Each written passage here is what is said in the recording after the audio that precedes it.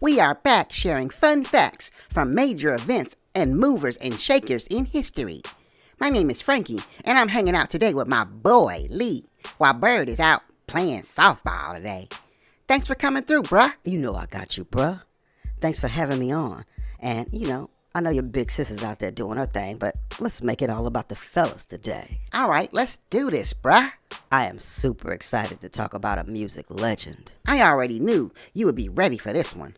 Why don't you let everybody know who we're talking about? When you're talking about one of the best singers, songwriters, pianists, and pure musical geniuses in the 20th century, you can't talk about music without mentioning Ray Charles. Also known as the father of soul and called Brother Ray by his friends, Ray Charles Robinson was born on September 23rd, 1930 in Albany, Georgia. Ray Charles was one of the biggest influences on music and somebody who had major skills on the keys with a sound and style that was one of a kind. The reason we're talking about him today is when it comes to soul music, he is known as one of the major contributors to the development of that music genre, mixing rhythm and blues, gospel music, and jazz. I know, and with his musical gift, he began playing piano at the age of 5. But then tragedy would strike Ray at an early age. I know, right? This part of his biography will definitely make you sad. I hear you, bro. What we're talking about right now, though, is the fact that at the age of 6, he contracted glaucoma that eventually left him blind. That's so sad, bro. Not only did he lose his sight, but he also experienced the loss of a loved one. Yeah, although Ray was blind, he still went to school. That is where he went to the Florida School for the Deaf and Blind in St. Augustine, focusing on musical studies. One thing I thought was amazing is most people know Ray Charles from his skills on the keys. But there, he learned to play the alto saxophone, clarinet, trumpet, and organ. Sadly, though, at the age of 15, Ray left the school and began to play music professionally. You have to tell them about how he chose his stage name, bruh. Oh, yeah. His father died when he was 10, and his mother 5 years later. That is where he left school to work in dance bands around Florida, dropping his last name to avoid confusion with the boxer Sugar Ray Robinson. Now, if you want to talk about someone going through hard times in life, the story of Ray Charles Robinson is the definition of dealing with big issues in life and still winning. I mean, not only did he go blind as a young man, but his mother died at an early age along with his father, too. Crazy. But Ray pursued his dreams, moving across country. He moved to Seattle in 1947 and became a member of the Maxson Trio. The trio recorded their first song titled Confession Blues, and the song went on to become an R&B hit. And that was just the beginning.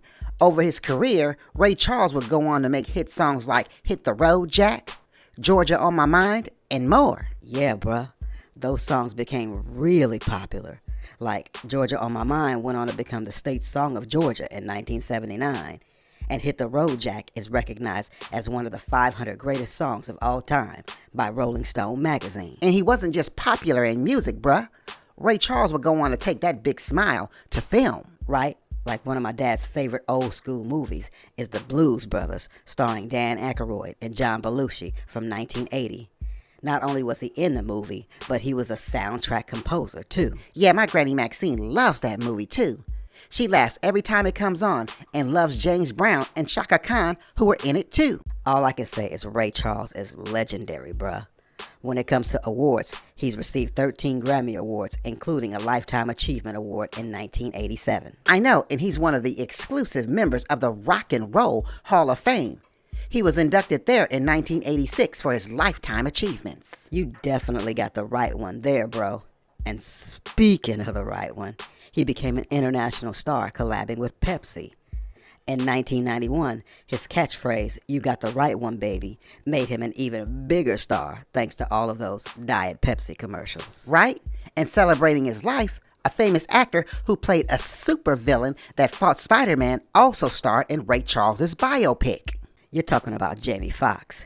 He would go on to win an Academy Award for his performance in the movie Ray, also starring Kerry Washington and Regina King. You mean the dude that played Wanda on In Living Color played Ray Charles? I know, right? Jamie Foxx is hilarious. OMG. Let's focus, bro. Let's focus. Okay, bruh.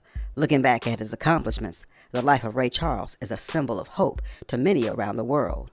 Sadly, his life came to an end on June 10th in 2004, where he died in Beverly Hills, California.